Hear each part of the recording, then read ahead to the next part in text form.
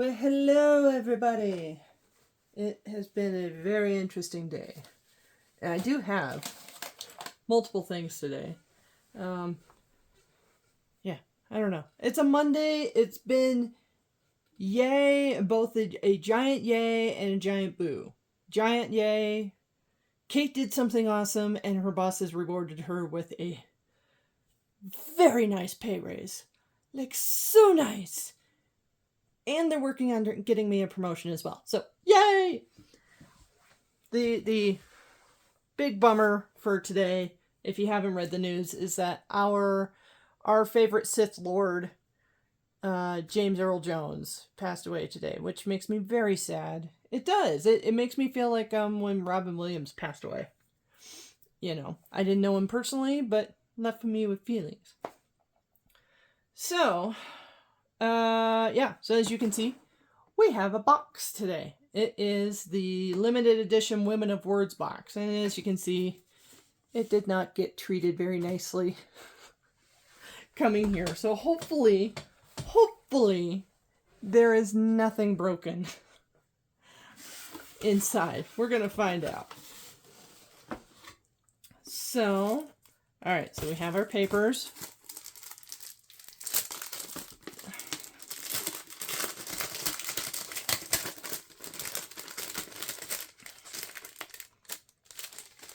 Come on.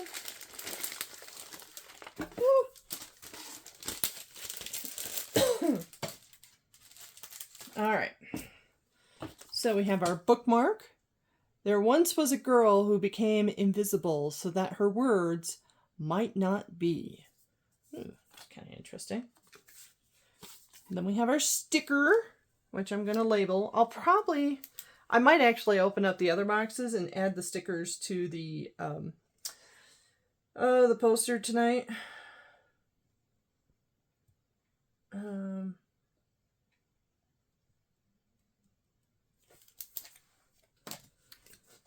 So we have our sticker, and then we have our nameplate, which was always very, very nice. Then we have our matching postcard, if you want to call it. And then I'm just going to put this up here, and you guys can pause the video if you want to read it. Wow, she's done 29 novels already? Goodness. And because I still have the book out,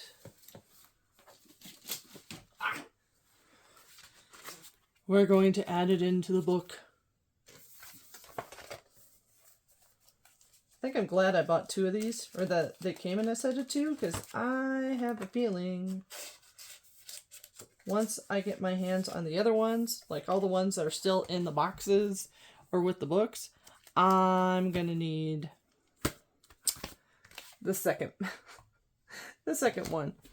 So, all right, back to things and stuff. Okay, so we have Jodi Picoult.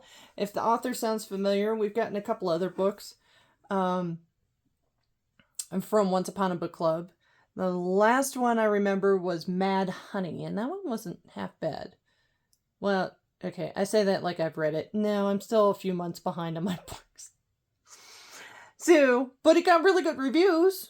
I remember that much, and it is on my list to read. I am going to get to it. So, I'm just trying to play. I'm in the middle of 3 books right now, so I can't add another one, which is unfortunate for this one, because that means it has to wait till next month. So, we have our conversation. We have our discussion questions. Ooh, wow. We've got 5 gifts this month. Well, I mean, it is limited edition one. So, and then we have the Shakespearean Mad Libs, Sonnet 18. Shall I compare the... Oh, okay. So, I don't know if you guys can read it or not. Sonnet 18. All you have to do is read that first part and know it's from Romeo and Juliet. I know it's kind of hard to read it. So, but, you know, Romeo and Juliet, it's a classic. It's one of those things, as a teenager, you're like, oh, it's so romantic. And as an adult, you're like, girl, please. They were 13. It was the course of 3 days. Get over it. That sounds really awful of me to say, but. So, ooh, this is a hefty girl. I do like this book cover too. And I know it's the original one, or the actual one, because I just saw this in Target. So, but I am liking this very, very much. Probably not going to have anything on the inside. Yep, nothing on the inside. But the story. So, young playwright Melina Green has just written a new work inspired by the life of her Elizabethan ancestor Emilia Bassano. But seeing it performed is unlikely in a theater world where the playing field isn't level for women. As Melina wonders if she dares risk failure again, her best friend takes the decision out of her hands and submits the play to a festival under a male pseudonym. In 1581, a young Emilia Bassano is the ward of English aristocrats. Her lessons on languages, history, and writing have endowed her with a sharp wit and a gift for storytelling. But like most of the women of her day, she is allowed no voice of her own, forced to become a mistress to the Lord Chamberlain, who oversees all theatre productions in England.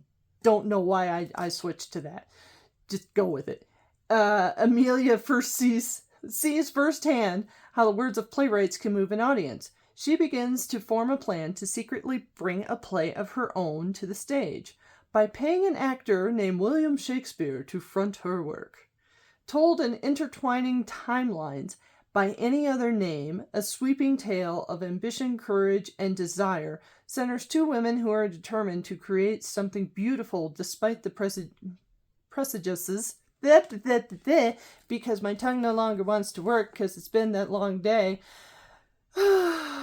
Despite the prejudices they face, should a writer do whatever it takes to see her story live on, no matter the cost, this remarkable novel, rooted in primary historical sources, ensures that the name Emilia Bassano will no longer be forgotten. I mean, it is a well-known conspiracy theory that Shakespeare was not the actual name of the person who wrote the Shakespeare stories. But that's a conversation for another day.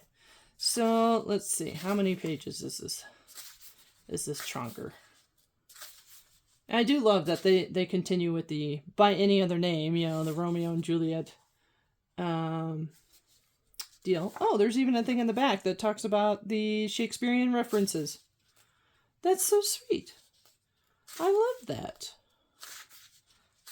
Okay. We're getting there.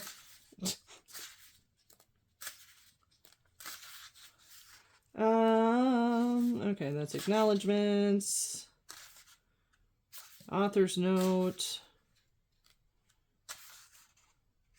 Author's note. My goodness. So many author's notes. Well, they did say this was seeped a little bit in history. By any other name, 483 pages. Cool. Alright. I'm going to set that there and hope it doesn't move. Okay, so page 79.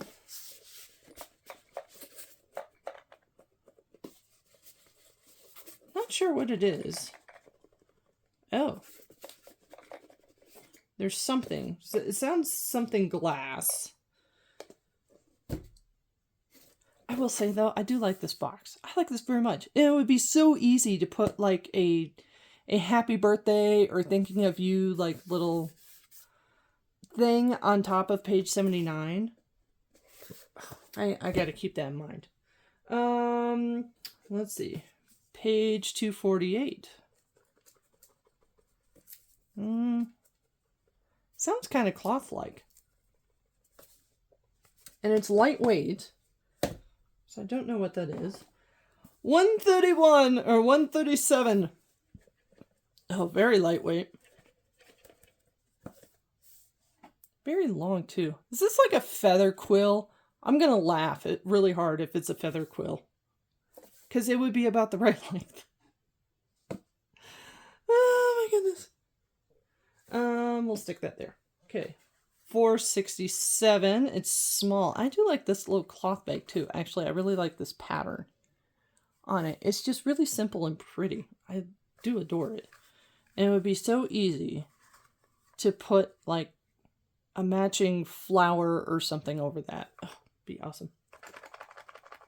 Oh, that kind of sounds like a jewelry box. Like there's a piece of jewelry or something in there.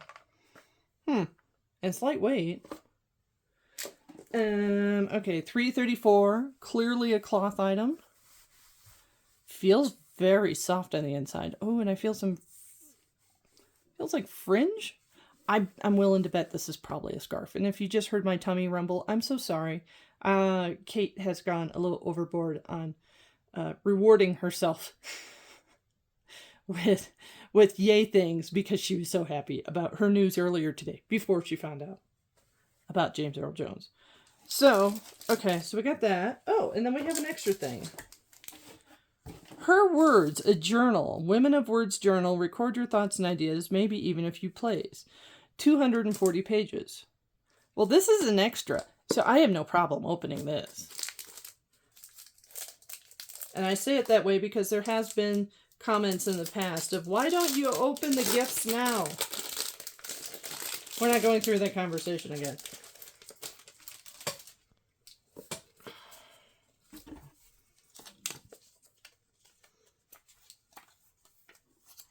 Okay, well, we'll leave that on. Well, no, we're going to take that part off.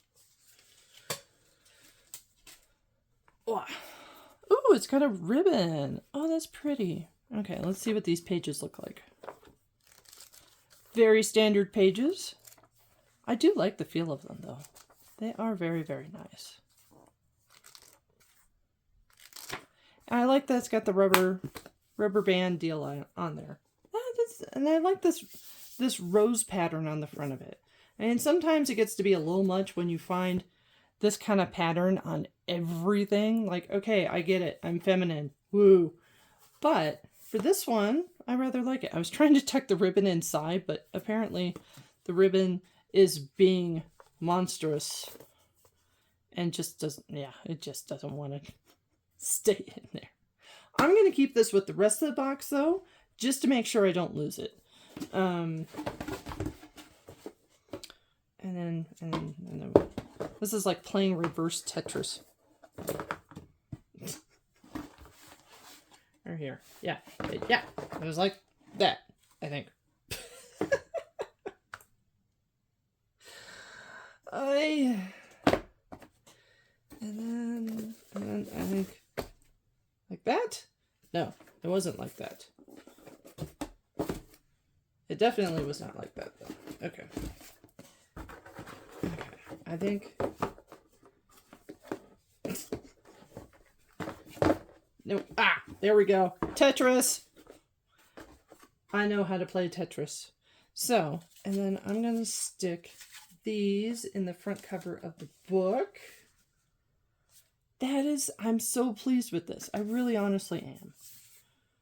This is a great limited edition book, or package. Now, I did not get the Wuthering Heights one because I already have a copy of Wuthering Heights here in my book collection, which one day I will show you the ginormous book collection, but right now it's a mess.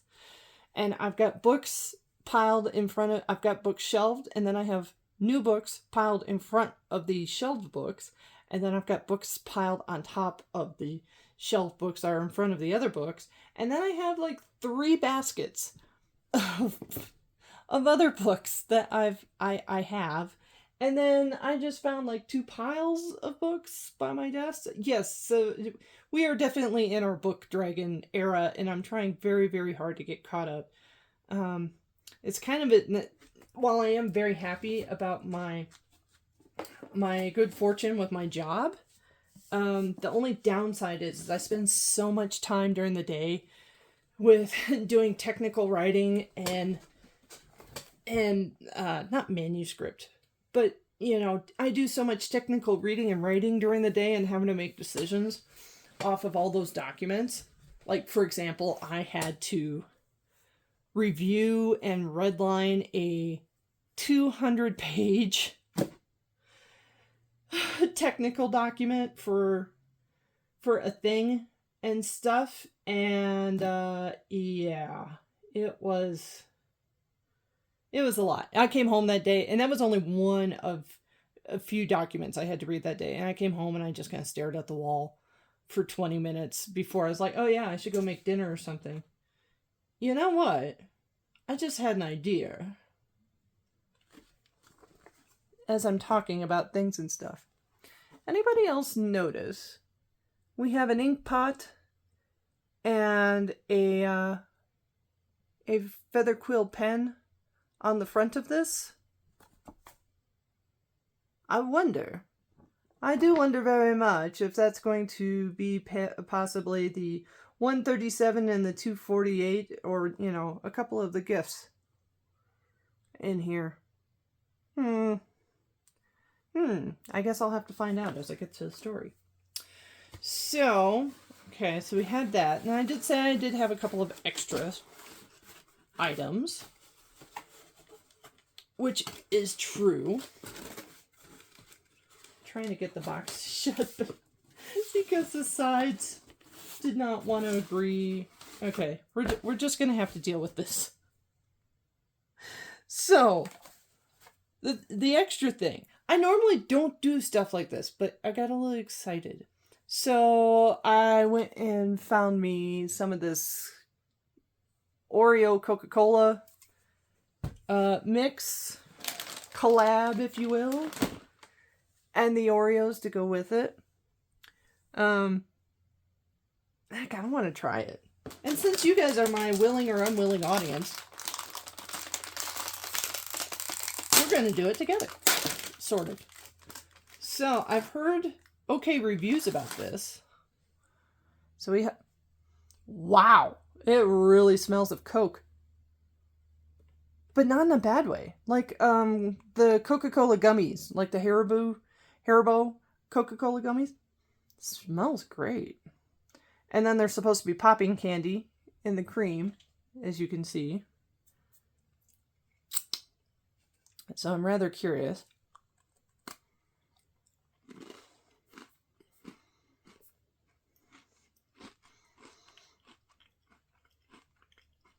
That is an interesting taste.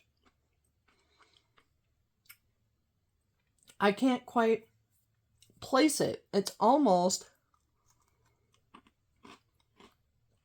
a distinctive taste. I wouldn't say Coke. But there's a distinctive cookie taste. Like, almost like Teddy Grahams or something. I have a little bit of milk over here in the corner. You can't see it, but that's okay. I kind of want to see.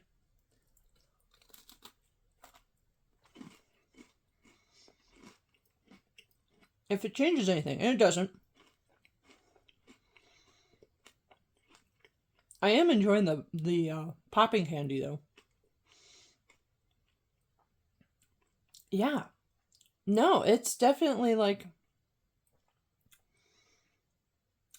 Teddy Grahams.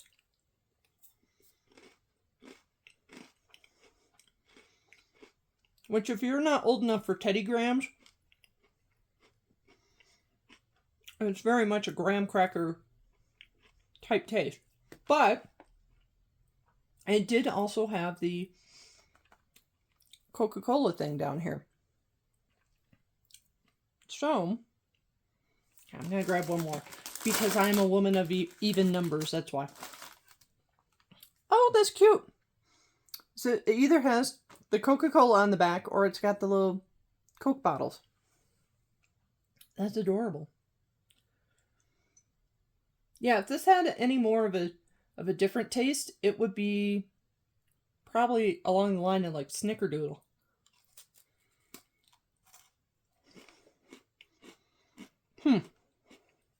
Alright.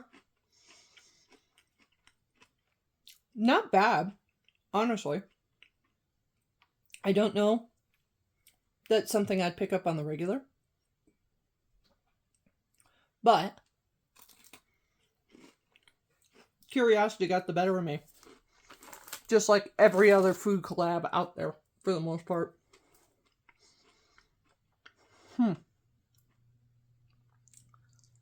You know, the more I eat this, the more it starts tasting more like,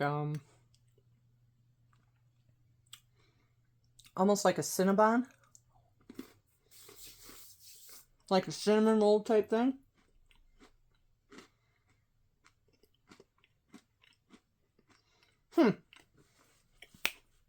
Frosted Teddy Grahams. That's what I'm thinking of.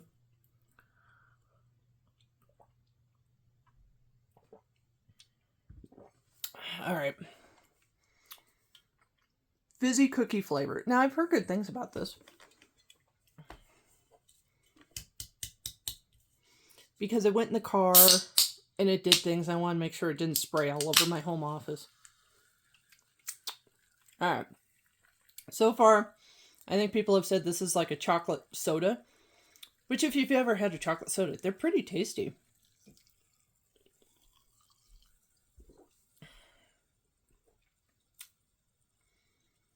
Not quite a chocolate soda.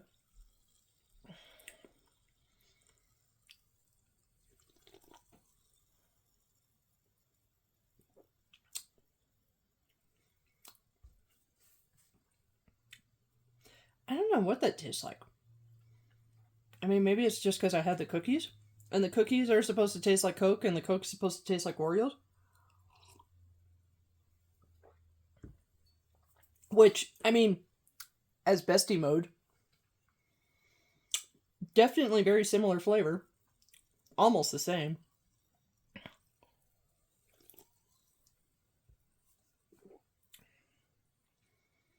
Yeah, there's a slight, like, graham cracker, cinnamony type taste to it. Not bad. Probably won't buy it again, but not bad. I had to try it. Okay, so... Woo, there's your bonus for today. So what do we got going on next? Okay, so for rest of September, we have the regular Once Upon a Book Club box. We have Marvel Funko, which is supposed to be Captain America themed, Brave New World. So we'll see what happens with that. Heaven help them if they cancel. I will be so mad. And then, oh, you know, I did go buy the Coke Happy Tears. I guess you could call it a PR box online because, again, Foodie. Hello, I enjoy new things. Well, things that won't kill me anyway. I do have a couple of food allergies. Pardon me. So if you guys do want to see that one, I will easily make a video for you about it. I think it's supposed to be here sometime next week. Very possibly even later on this week. What else? I think that's honestly about it. Then October, we've got the usual Once Upon a Book Club box. We've got the Halloween box. I ordered the Magic, formerly known as Sweet, just because I have enough, like, spooky books that I can't really read after dark. Because I'm a chicken. That's just where it happens. I'm trying to read Never Rest from the Twisted Retreat boxes, and I can't read that one after dark. It's just a little too spooky. And I started another one called Book Eaters, which is about, it's a vampire type story, but they don't eat people. They eat books. So, like, fairy tales taste like sugary sweets, and erotic novels it tastes spicy, and classics taste like balsamic or salty or something. I don't know. It's kind of a good read, though. Yeah. Because then the whole thing with the story is that the main character, who is one of these vampires, her son, is actually like a mind eater. Like, he doesn't want to eat or he doesn't crave books, but he craves the information in people's minds. So once he gets done feeding, they don't really know who they are or what they are. They're just kind of lost, almost like someone who has not quite catatonic, but, you know, they just kind of shuffle through life mindlessly. So anyway, it's a good one. So yeah, October, we've got the Once Upon a Book Club, we've got the Halloween read, we've got Poutine, which I promised myself is going to be the very last one. Not because I don't love Poutine, but because I don't have room for all the figures and stuff. As I look across the room at my bookshelf to see, you know, a Funko Moments set on top of a Grogu doll I got for my birthday. So, yeah, there's just not quite enough room. But, so there we go. That's what we got. Yeah, 25 minutes. Y'all let me ramble on? Well, you guys always let me ramble on because you're my audience. Hi. So, I will talk to you later when the next box comes in. The other 2 boxes probably aren't coming in till the end of the month. So, it'll be a good 2.5 weeks before I talk to you again. Unless you guys want me to do the Coca Cola Happy Tears video. So, otherwise, later!